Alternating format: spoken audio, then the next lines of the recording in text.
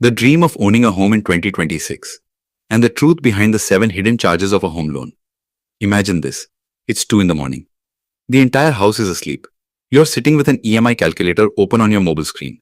With every number, your heart beats a little faster. This will be the last EMI. After that, this house will be completely mine. But at that very moment, a fear pricks your mind. What if the price of this dream is far higher than I imagine? Because a house isn't just bricks and cement, a house is hope, security, and sometimes a financial trap that people fall into without realizing it. In 2026, millions of people in India are planning to buy their first home. For some, it's the next step after marriage. For others, it's their children's future. And for some, it's simply the question, how long will we keep paying rent? Most people will take a home loan because in today's times, buying a house entirely in cash has become almost impossible. But a home loan is not just about the interest rate. The real story is hidden in the charges that no one usually talks about, and by the time you understand them, your pocket is already lighter. Often, we walk into a bank branch, a smiling relationship manager sits across from us and says just one line, "Sir, the rate is very low, the EMI is affordable." And we feel happy. But that same smile often hides those 7 charges that slowly make your home loan expensive. The story of a home loan usually begins with the processing fee. This is the first shock that many people casually ignore. Oh, come on, it's just 8 to 10,000. But that's where the first mistake happens.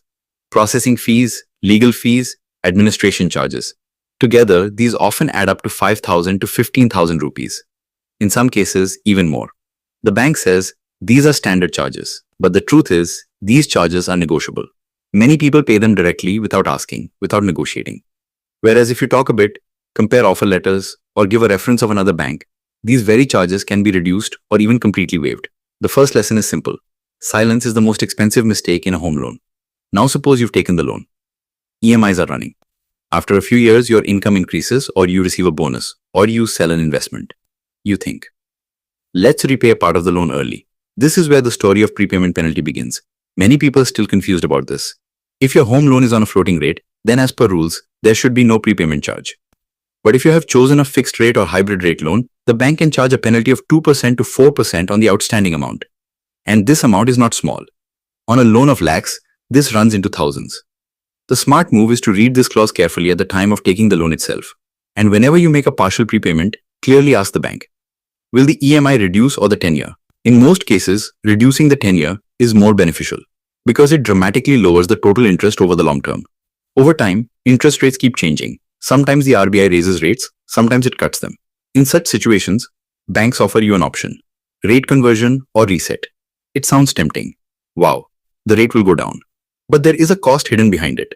Banks charge a conversion fee, which is usually 0.25% to 0.5% of your outstanding loan amount. Now think about it. If you still owe 40 lakh, this fee can range from 10,000 to 20,000 rupees. The real question isn't whether the rate will reduce or not. The real question is whether the savings will be more than this fee. Many people go for conversion purely out of excitement and later realize that the actual benefit was minimal. Here, the calculator should be your best friend, not emotion. Then comes the temptation of balance transfer. Every few months, you receive an SMS. Switch your home loan at a lower interest rate. It feels like hitting a jackpot. But the reality is a bit different. A balance transfer means moving your loan from one bank to another. This involves fresh processing fees, legal charges, valuation fees, MOD charges. And if your old loan is on a fixed or hybrid rate, an additional foreclosure penalty. In the chase for a lower rate, you end up spending so much upfront that the benefit becomes visible only after several years. A balance transfer makes sense only when the interest rate difference is truly significant and your remaining loan tenure is long. Otherwise, it remains nothing more than an illusion created by numbers. Life doesn't always go according to plan.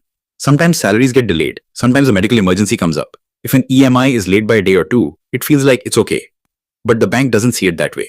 Late payment charges can often be 2 to 3% of the EMI. The good thing is that most banks provide a grace period of 5 to 10 days. But that helps only if there is money in your account. One simple habit. Always keeping some extra balance in your EMI account.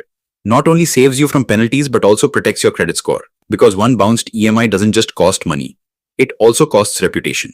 Then comes the most tricky part. Insurance.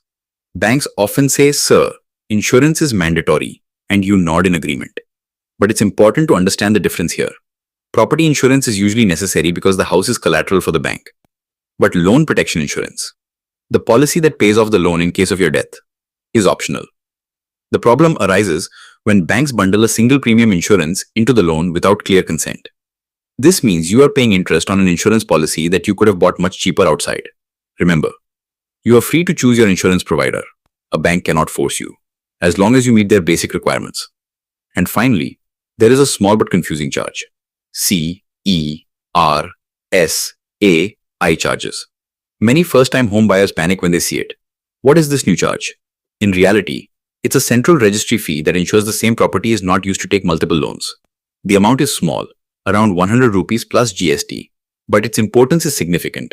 It brings transparency to the system and protects against future fraud. Don't try to avoid it. Understand that it exists for your own protection. So the question is, how do you avoid all this? The first step is awareness. Don't look only at the EMI, look at the total cost. Second, question every charge. Third, compare offers and don't make decisions under pressure. And most importantly, read the documentation. That fine print decides whether your dream home becomes a blessing or a burden. Buying a home is an emotional decision, but a home loan is purely a financial decision. When emotion and finance mix, the chances of loss increase. If you are planning to buy your own home in 2026, remember, a smart borrower understands not just the rate, but the rules as well. If our video has taught you something new, do not forget to like and share this video so that this information can reach others as well. Your likes and shares are a source of inspiration for us. If you have any questions or suggestions, please let us know in the comments. It will be our honor to answer your questions and listen to suggestions. And yes, if you like our content, subscribe to the channel and press the bell icon so that you stay connected with every new story.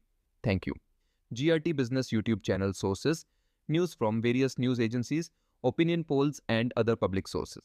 We try to ensure that every report and summary is accurate and verified, but we are not responsible for any dispute or error.